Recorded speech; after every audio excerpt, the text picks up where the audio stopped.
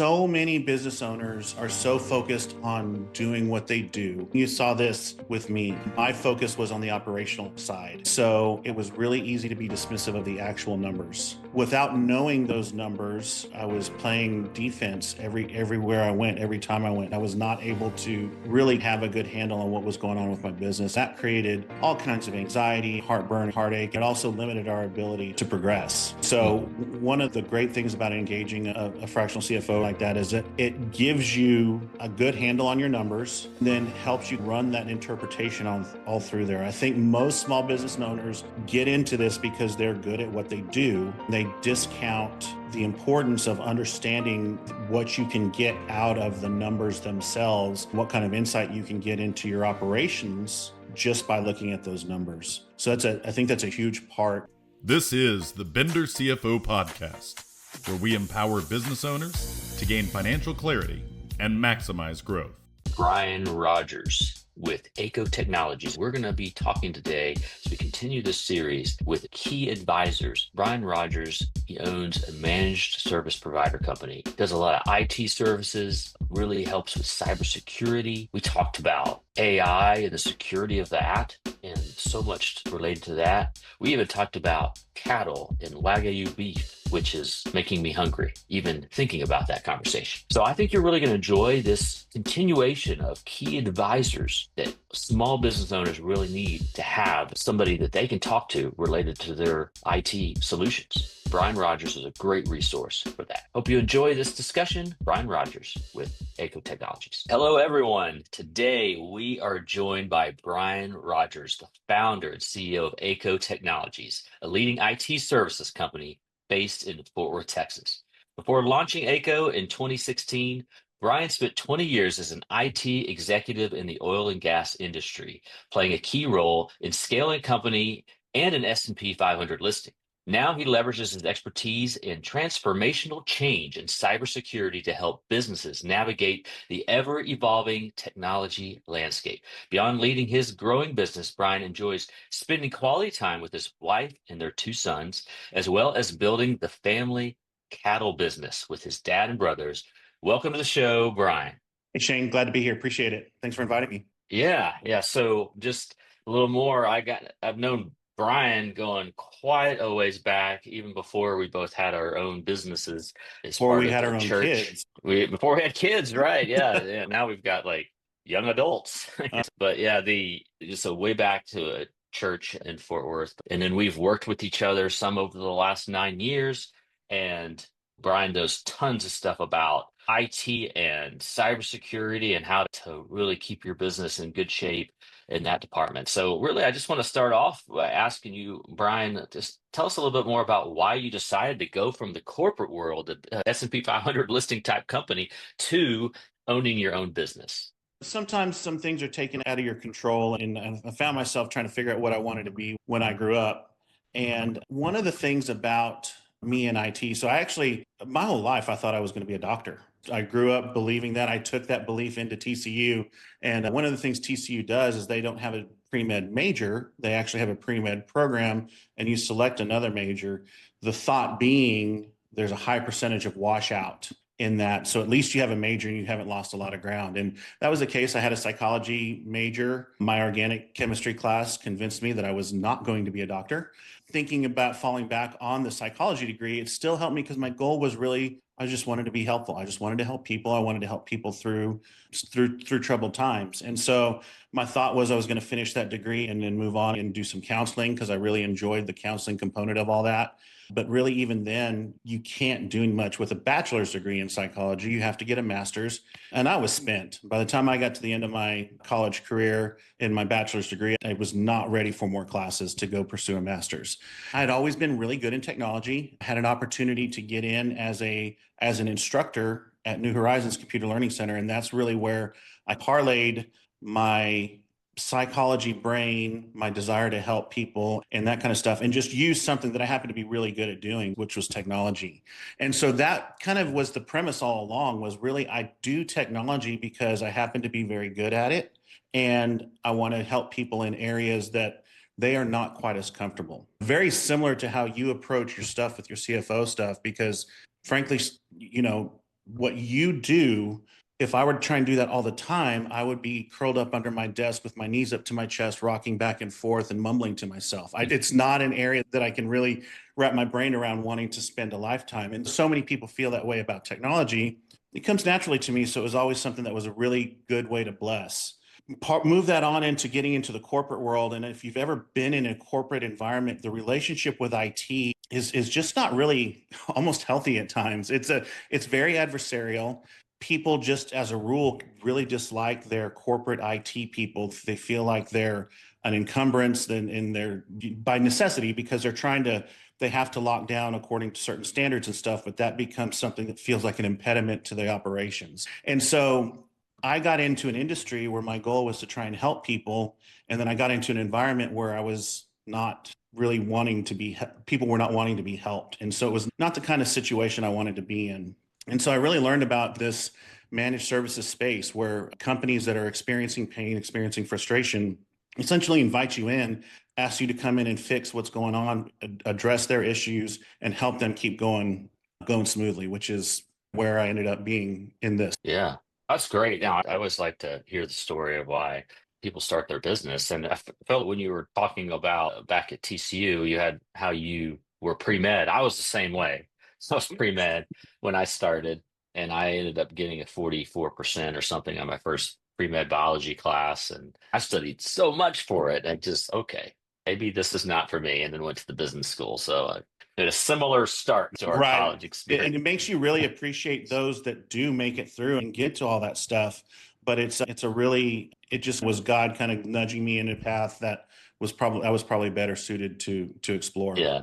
Yeah. It's interesting to taking that journey because I know you've got kind of the college age kids and they're trying to take that journey now. What do they want to do? Try this, try that. And so it's interesting there. But no, I totally understand the corporate world. It's almost IT. People think of it as like it needs to work. Nobody thinks about it unless it stops working or something like their network's down or computers down or they can't Exactly. access something. But there's a lot more there's a lot more to it than that. And so maybe explain a little bit more. How do you add the most value to your clients where they can feel like either you're saving time, saving money, risk, whatever that may be? It's along the lines and dovetails along what you were just saying, where we are at our best when we're transparent to the team. I was speaking with a client actually not too long ago, and she made a statement that she said, Brian, we sure spend some money with you and we don't use you a whole lot. And it was illustrative of a shortcoming on our part because we were not demonstrating our value to her. But I had to tell her that we're at our best when we're transparent to your team, and then showed how we had opened in the previous year 1,100 tickets on her company's behalf from the previous year. And it's because we're doing that behind the scenes work. We're addressing security issues as they come up. We're doing patching. We're doing all the different things to keep them up and running where they essentially don't realize the stuff that's going on. So that's really when we're at our best because our job is an enablement role.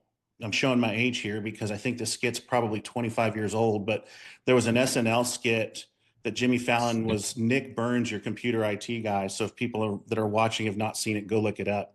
And it's just this guy that had this God complex, and he just really disliked the people, and he just kept saying, move, get out of the way. And he kept getting frustrated with that because he was feeling put out for doing that exercise. And really, that's the exact opposite of what we're trying to do and trying to be. We're really trying to be very transparent. And when we're there, we want to be empathetic and understand that IT is very personal. But yeah, in the end, the real value comes from when we keep you as a company up and running and you're not really thinking about what we're doing for you. Yeah. That makes a lot of sense. And it's if your business goes down or people can't access or use their computer, they can't get online or they can't, or even worse, there's some kind of cyber situation where they lose key information. They're down. That's every day they're down is worth a lot of money. Yes, it can And be some companies every hour, every minute, every hour. Yeah. That's Exactly. That's how we calculate the RTOs is based on how much money are you losing. RTO is recovery time objective. Okay. And that's when we're talking about disaster recovery, business continuity. And we have that conversation. How much does it cost you per minute, hour, day to be down? Yeah. And for some companies that changes depending on the time of the month. For some companies, it's consistent. It doesn't matter what it is. Yeah. So it's kind of interesting. Just this morning we had some big storms roll through, and it's if somebody has a tornado or even just strong wind that causes their system to go down, or people can't access everything. What do y'all do on your end to protect against some of that? Generally, there are layers to everything that we do. And there's not one silver bullet answer to every part of the type of security that we have to do. You made some reference earlier to cybersecurity, and that has its own kind of different areas of protection and stuff. What you're talking about really falls into business continuity and disaster recovery. And Yeah. so what we do is we have a conversation with a client. And like I said, we ask about, okay, first, what are the implications of a downtime? And then you go through and you essentially do a risk assessment. You come up with how many things could go wrong, and you rank them on severity. And then you also rank them on likelihood. A nuclear attack would obviously be very high on severity, but Right. thank goodness the likelihood is very low. But you just talked about a tornado. That is something that's a very real possibility. And so then from there, we walk them through what we would need to do in that kind of a situation and come up with an incident response plan. And really, our part of what we talk about of the incident response plan should be fitting into a larger corporate company incident response plan, because we're just talking about how are we going to recover your backups? How are we going to get you guys computed and connecting back to your servers potentially that have been backed up to the cloud and get them running in the cloud, those kinds of things. But really, when you're talking about a company incident response plan, you need to be going through and identifying, okay, who are your key personnel? In the event that we have a area-wide outage of internet for an extended period of time, or we have another snowmageddon like we had here before, where there's no power, there's potentially no water, those kinds of things need to be identified in how you're going to prioritize your staffing. And then we can fit the technology into how we're going to create a solution for your overall incident response plan. That's an area where people typically come to us and feel like the IT is a standalone incident response. But really what we like to do is we like to fit the technology incident response plan into your overall corporate IRP.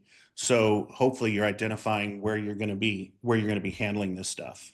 Yeah. It's interesting now that people are so remote. You got people in the office and they want to work remote, and you've got hybrids, and you've got most everybody, even if they are going in the office, they still want to be able to access their information from everywhere. And so you've got cloud-based and all that. But that happens regularly. Every once in a while, you get your internet goes down, or actually happened. My home office, the internet went down for a while, and then the electricity went down for a while. And so you always want to have these backup plans, be able to hotspot or something. Or I think that you even sent an email out about accessing the satellites. Go Using something like utilize Starlink. Starlink. Yeah, yeah, Mhm. yeah. Tell me a little bit about, because Starlink's kind of really been taken off more and starting to become more affordable. How is that solution?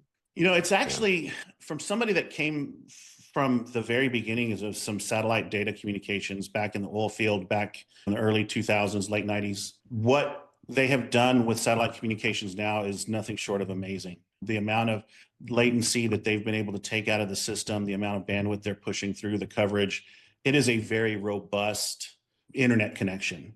And it's reasonably affordable. It's still more expensive than most terrestrial internet's going to be. The landlines are just going to be the investment's already been made, so the cost is typically lower. But when you're talking about it especially as a backup internet connection, or just an internet connection where you just can't get something otherwise, it is actually a very reasonable service that can actually be used as a primary internet connection. In most cases where we're using it as a backup internet connection. But one of the things that obviously we're all talking about social media stuff and trying to do our own marketing for our own companies. And nobody wants to see this mug sitting in front of this, scrolling through LinkedIn and listen to what they have to say about IT. One of the things I'm doing is I've bought a Polaris side-by-side that I've put marketing on, and I take a Starlink out into the national forest, and I'm doing podcasts from there. I'm doing webinars from there. I'm just taking meetings and doing work and that kind of stuff to really put it through its paces and show the capabilities of the system. And it really is truly amazing how functional it can be and how usable it can be. But in most cases, because of the expense, we're actually configuring it as a backup connection for companies so that if and when their terrestrial internet goes down, it will flip over to Starlink. That's really cool. I was curious, like, how does it handle like storms or certain types of environments? Like, just because you're trying to connect to a satellite, but I guess is it It's pretty much good? more resilient than even the old direct TVs. If you were used to using direct Yeah. TV and you'd have rain fade, it is much more resilient than that. They've built in heaters actually into it. When I take it up into Colorado and I have it out setting up there, when it snows on it, it actually melts the snow off of it. So Okay. it doesn't block it. So they've done quite a bit to make it really resilient and Yeah. useful for that. Yeah, that's good. That's great.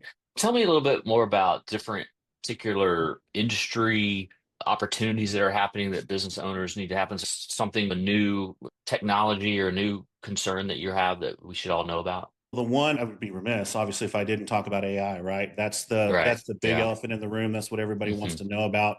And the biggest thing about AI, it's really hard to keep up with all the different things it can do for you. And it's hard to keep up with the different players that are coming in the market and some of their strengths. So we're actually going to have to figure out how we're going to be able to put somebody almost on it full time just to help with that. But the mistake that we see a lot of our clients making right now in regards to AI is they're coming to me and just saying, Brian, I want to have a meeting about how we can use AI in our business.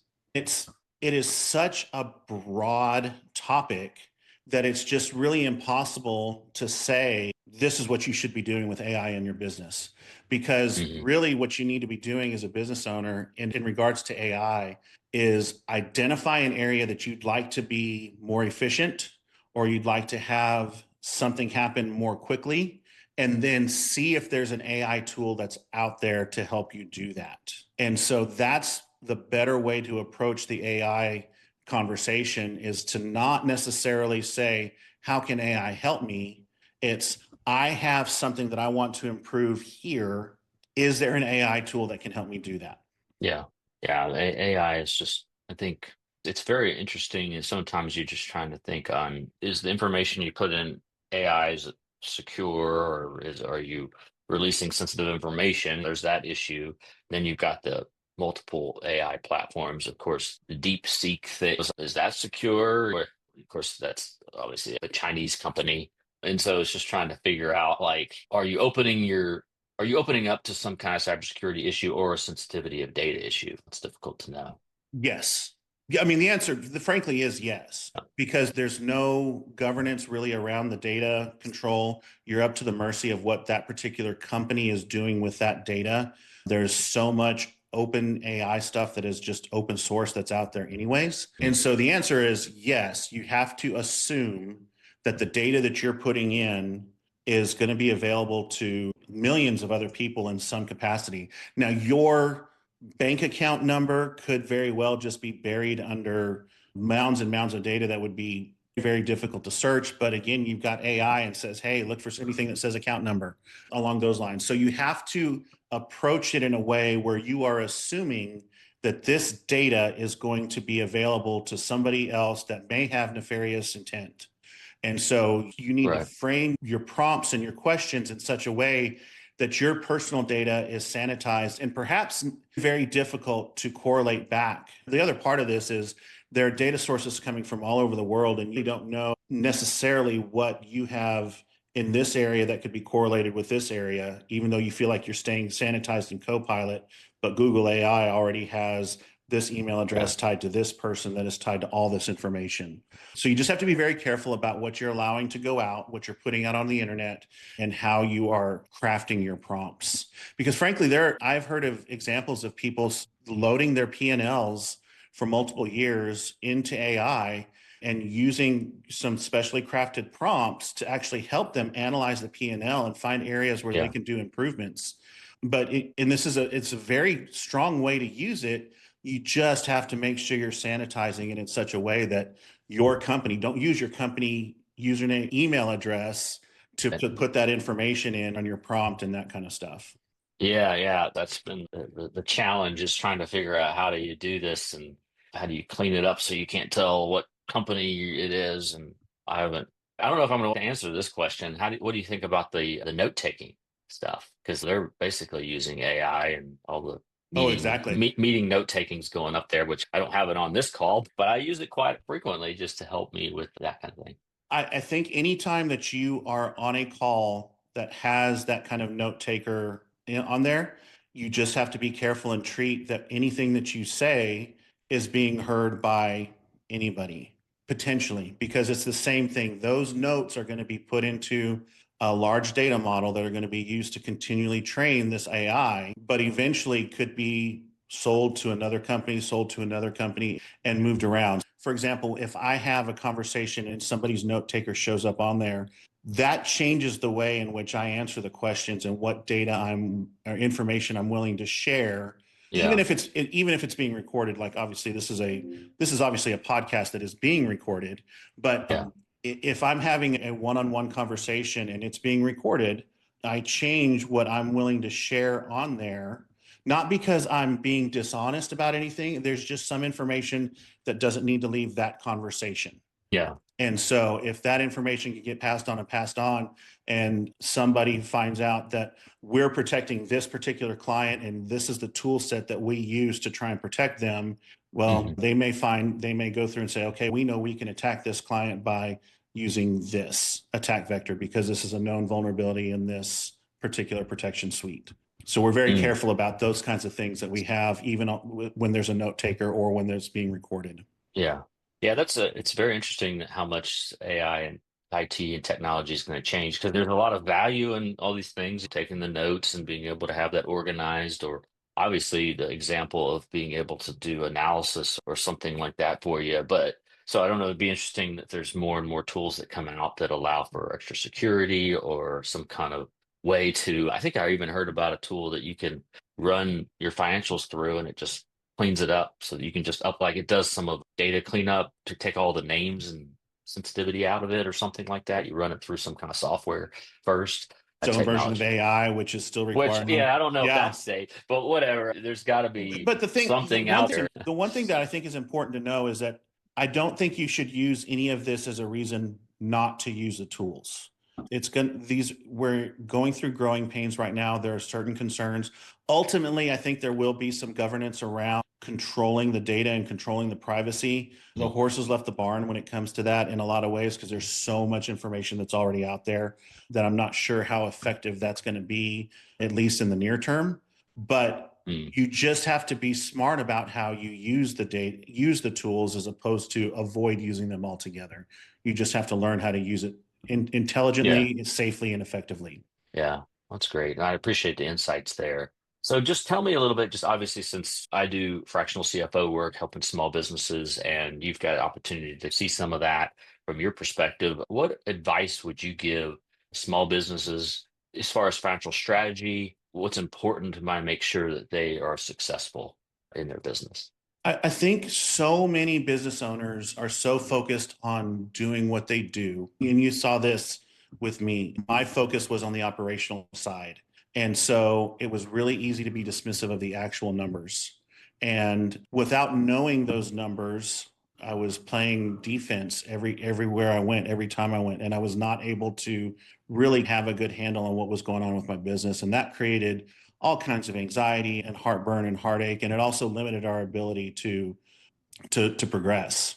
And so Mhm. one of the great things about engaging a fractional CFO or a financial professional like that is that it gives you a good handle on your numbers and then helps you run that interpretation on all through there. I think most small business owners get into this because they're good at what they do, and they discount the importance of understanding what you can get out of the numbers themselves and what kind of insight you can get into your operations just by looking at those numbers. So I think that's a huge part of all of that stuff. And then secondly, working with that professional to make sure that professional has an understanding of your business. So one thing, Shane, in our communications, one thing I really didn't appreciate at first is the distinction between financial accounting and operational accounting. And it's accounting, they're numbers, right? You think it's one and the same, but they're actually two different interpretations and two different ways of looking at some of those things.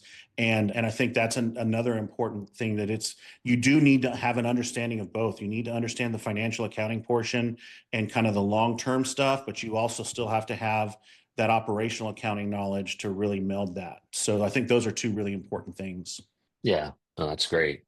There's so much there, like just being able to get those financials done on a regular basis and then be able to see, hey, what's happening in the business, actually using it to help you operationally decide hiring people or investing in marketing, or you need to change your pricing structure, like understanding the revenue components. So much is in there. And so many businesses just don't look at that. They use other metrics or other ways, but they don't use the financials that are right there. And I So, don't think they realize the insight the financials can give you into the operations. And yeah. that's one thing, that you can use the financials to really understand, get a better handle of what's happening in your operations that you wouldn't otherwise know. Yeah, yeah, no, that makes sense. Just a last type question that I like to ask is, tell me what motivates you daily in your work. It goes back to what I was just talking about before. I got into this specifically within the MSP space to really be a blessing. When I started my company, that was what I wanted used as my foundational thing. I wanted to be a blessing, obviously, to my family, to be more available to them, obviously bring money into the house to provide things along those lines. I wanted to be a blessing to my employees. I wanted to make them feel supported, make them feel appreciated, loved, and certainly financially blessed in that scenario. And then I wanted to bless the customers. I wanted to make sure they had belief that we were looking out for their best interest, that we were really working to make their business better, as opposed to we're just there and it's just transactional. We work very hard to have relationships with the customers to understand what's going on within their business, as opposed to having a list of saying, this is what we do. Here's the book. Here's what you need to do to make sure we can do what we do. And here you go. It makes scaling the business difficult. That planned out model makes scaling your business a lot easier on our side, but it's not really making the customer feel blessed. And that's our goal. Yeah, it's great. Sorry, I know that was the last question. I have one No, other I'm good. very important question about your personal. So why do you have the family cattle business, and how much steak do you get to eat? Sounds great. As much as I want is the answer on the steak. As a matter of fact, I tried Philly cheesesteaks for the first time last night and just felt very grateful that I was able to go in and pull a couple of rib steaks out of the freezer and just Yeah, this is go with not it. normal steak. This is high end These are, beef. yeah, this is Wagyu cattle. Yeah, it's something that we've been going to do. And frankly, it's been something that we had the land and we had the property, and we were started running a couple of cows just for us. And we wanted to step it up. We wanted to have a higher quality meat still. So we bought a Wagyu bull and brought in some high quality cows, and it's just been a lot of fun. We really enjoy working the cows and just that everything that needs to be done, the work that needs to be done. I was telling you before we got started with the storms that we had this morning, we had some sheds go flying around that we were concerned had taken out some fences. And even that work of potentially needing to rearrange things and hustle back down to the ranch so we can fix those fences sometimes is just a lot more fun than taking phone calls and responding to emails. So it's Yeah, no, wonderful. that's fine. I remember you telling me a while back, once you start eating that, it's like you can't even go to a steak restaurant or something. It's like a drop down. Yeah, it's hard actually I don't order steak anywhere else anymore. And it's Right. not because I am the most fabulous chef in the world. It's just when you start with really good ingredients and you know exactly where it's coming from, then it's really hard to mess it up. And I used to Yeah. do a lot of things with the burgers and the steaks where I'd try and trick it up. And maybe mix in some Worcestershire sauce, and maybe you try all these seasonings.